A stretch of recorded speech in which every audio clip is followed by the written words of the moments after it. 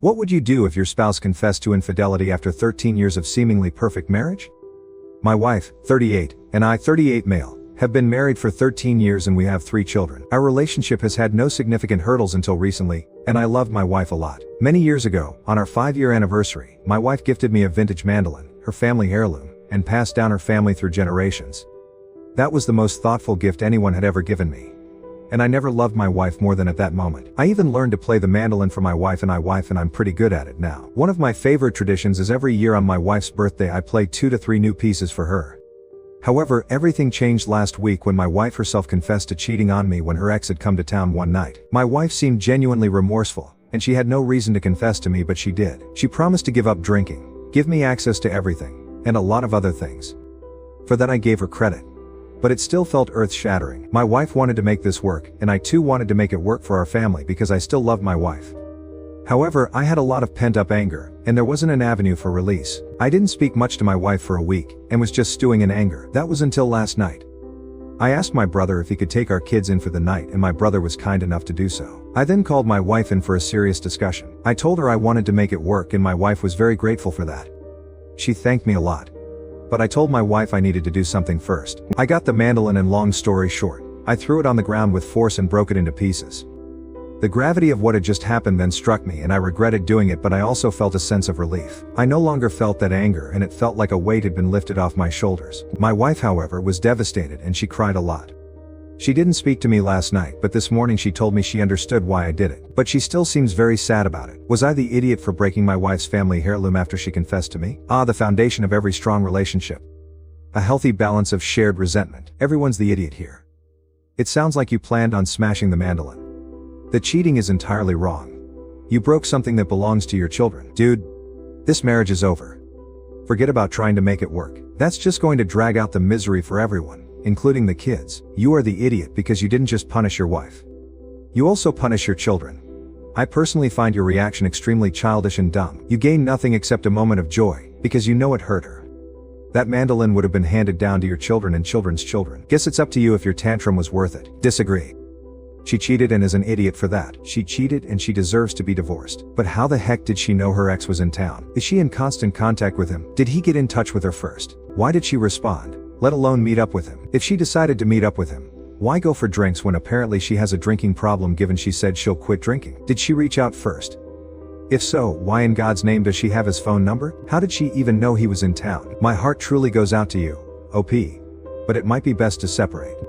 Given your delayed response to the situation, you obviously still hold resentment, and rightfully so. But for the sake of your kids, don't stay together with someone you don't love.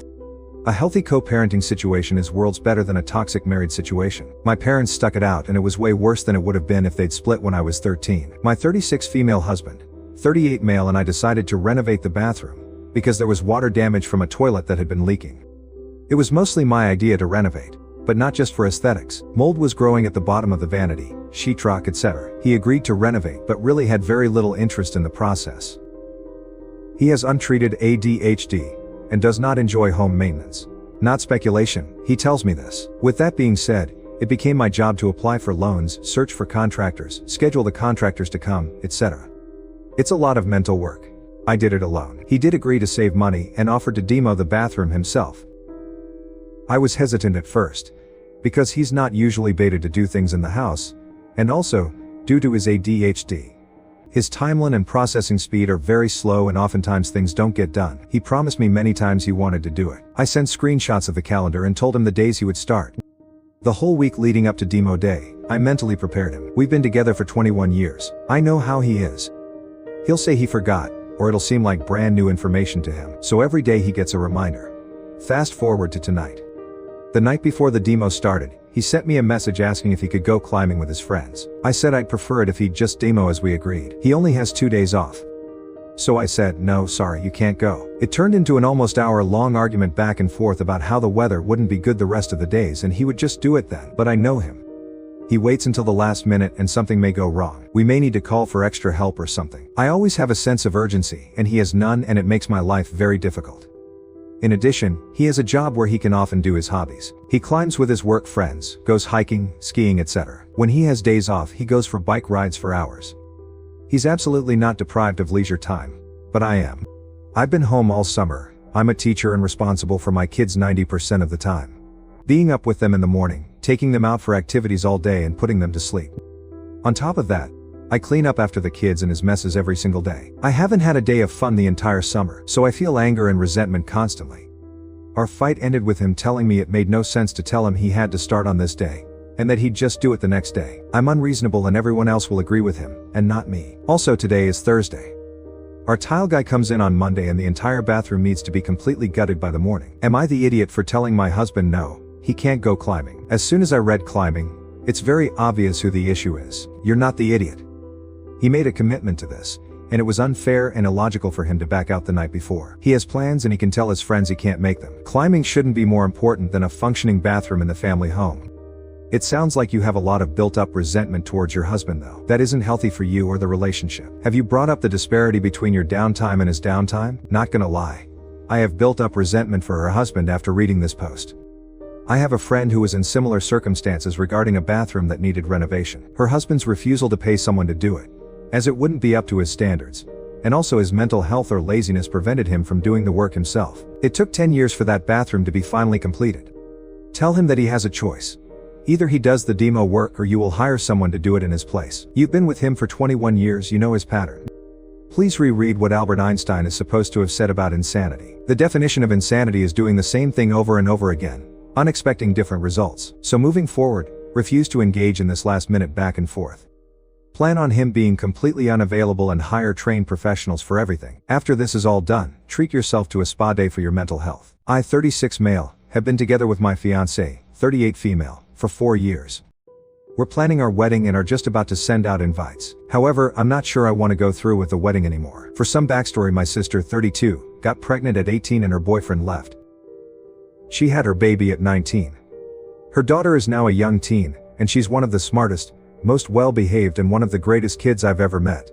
My sister had a rough time, but with the help from her grandma, she managed to get through college and land a great job. She's done so many great things, and being a young single mother never made her a bad person. My fiancé has been quite distant from my sister since she discovered this. A year into our relationship, we hung out with my sister, drinking and talking. She, from nowhere, blurted out, "So why did you keep her?" It caused an argument, but my sister and I forgave her for it, because we chalked it up to her just being intoxicated. She has always had these backhanded things to say to my sister, but my sister always assured me it didn't matter. Last Saturday she was on the phone with her friend. She was in the living room, and I was in the kitchen. I think she either talked loudly without noticing or just didn't know I could hear her. She was talking about my sister being a failure, that if she ever had a daughter that did the same, she would make sure that she was shunned, and would make sure the baby was gone. She said that it was sad that my sister was such a stupid witch and decided to ruin her life over a kid who is not even all that. She went on and on, laughing and saying hurtful things about my sister. I was disgusted with her. I talked with her about it on Monday, and she went off on me invading her privacy, saying that I had no respect for her, and that I had no right to listen to her conversation. I asked her if those were her true feelings and she said that I was even more stupid than my sister if I didn't realize that she'd always felt that way. We ended the conversation there, and she acted as if nothing had happened. Would I be an idiot if I canceled our wedding because of this? Is this even a valid reason? I love my sister and I know that she's not a failure, but hearing her talk about my family in that way hurts me. I didn't think that about her. How can I spend the rest of my life with someone who thinks that way about my own family? Run, dude. What she said to your sister and what you overheard was some borderline psycho crap. And yeah, you didn't realize it earlier because she's been hiding it. She feels secure since you're about to get married, so the mask slipped. If it really was a, "Didn't you know I always felt this way?" she wouldn't have reacted the way she did when she found out you overheard. Her reaction was for something you weren't supposed to hear. Fortunately, you did. Get out of there. Dude. What she thinks and says about your family is enough. Where this will escalate over the years if you get married should scare the heck out of you. Yeah, that's messed up. Like what? It almost makes me wonder if she had something similar happen in her past, and she's touting such extreme views because she never dealt with it properly. But regardless of her reasoning, run. Holy crap. OP. Please consider this a blessing. You found out her true colors before making her your family. Yeah, what an evil witch. She's dripping with jealousy at your sister's successful life, and you don't need her to spit venom at your sister because of her bruised ego. The 38-year-old woman can't handle that your sister managed to raise an entire child while living and enjoying it, and she'll have a fully grown child by the time she reaches your fiance's age. It is pure, unadulterated jealousy, and you can't marry someone comparing themselves to your sibling. I had a few people over and one of the easiest meals for me to make is a pot pie. To me, A pot pie is just whatever you want inside a crust. Chicken pot pie is usually leftover veggies with a thick gravy and crust. This time around, I had fresh roasted hatch chilies and some corn and chicken, onions and kale. So that's what I put inside. I used my savory pie crust with some cheddar and black pepper. When I served it, however, I guess it really made my brother-in-law Frank angry, who immediately started complaining, asking, "What the heck is this? And how is this a pot pie?" I told him it was a pot pie and explained what I said above. He tried to argue that a chicken pot pie shouldn't have anything other than chicken, gravy, peas, carrots and maybe potatoes. I said, "Well, sorry, I don't really see food in black and white. No one said they had any allergies or issues with food. So I didn't think that would be an issue." He kept on scowling and pushed around the food, but eventually left early. Am I the idiot? In my family, we never really kept recipes as hyper-specific. We cook and eat what we have. I guess I figured most families were the same, and that it's just people on the internet who make a big deal out of recipes, not the idiot. So, while I can see why Frank may have expected a certain kind of pot pie and was perhaps disappointed to not get it, it doesn't excuse his rude, ungrateful behavior towards someone who cooked for him. But who puts kale in a pot pie? I'd be leaving hungry too. I wouldn't make a fuss or yell at OP. But don't be surprised if you see some vegetables left on my plate as I pick and choose what parts of this chicken pot pie to eat. Everyone's the idiot here. Frank is definitely an idiot for the way he reacted. But you pulled a bait and switch. You can say all you want that pot pie is whatever you want in a crust. But that's like saying shepherd's pie isn't a pie a shepherd makes. Chicken pot pie is the name of a specific dish. When you tell people that you're making a chicken pot pie, they expect something recognizable as that dish. What you've described does not qualify. The fact that it shares one or two ingredients doesn't change that any more than it changes a mutton and potatoes pie into potatoes pie into a shepherd's pie. The issue has nothing to do with the definition of chicken pot pie. The issue is that you invited someone to your home, prepared and served him a meal, and he said, "What the heck is this?" This is unacceptably rude guest behavior, making him a big-time idiot. My teen female parents are divorced. I was a toddler when their marriage ended. They still share custody of 5050 of me. For as long as I can remember, Mom has always blamed Dad for it and said he cheated. My dad never said anything. He refuses to badmouth Mom, but I know he really dislikes her. My grandma, Dad's mom, told me Mom was the one who cheated. She's the one who even got pregnant with someone else's child and had an abortion to try and conceal it. The dad had asked her directly and suddenly she was no longer pregnant. This was after me. I can't know the truth, obviously, but I lean more in favor of my dad. The reason? My mom remarried when I was a kindergartner and she's tried so many times to push Dad out and get her new husband in. She's lied to the kid she has with her husband and told them he's her dad. And when I go for a week it's to some uncle, and I mistakenly think he's my dad. So I have half siblings who'll refer to my mom's husband as our dad and they'll step in to correct me when I call him by his first name. I usually end up correcting them and we go around and around. I dislike my mom's husband. I think he really wants me to accept him and let him take over from Dad. But he never stops to listen when I say I love my dad, and it upsets me when they talk crap about him.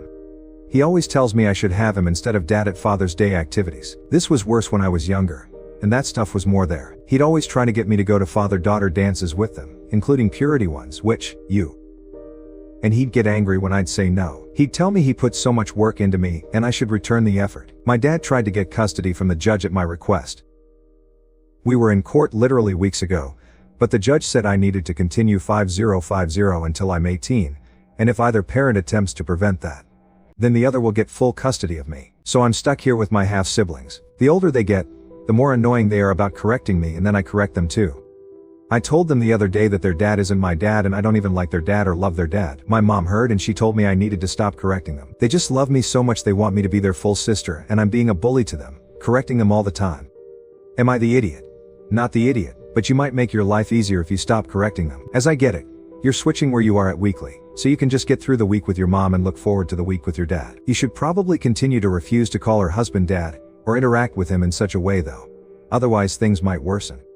2 years are not that long, and you can stop having contact with them once you're 18 and go live with your dad. I find it a bit odd that the dad's never given his side of what happened. I get not bad-mouthing your ex-wife to your kids, but not putting his side or version forward at all. You are an idiot. I'm a stepfather. The man who is helping to put a roof over your head is trying to develop a relationship with you. He doesn't want to replace your real dad. He knows that's impossible. But the more love and understanding, the better. So be thankful you're loved. Stop being annoyed.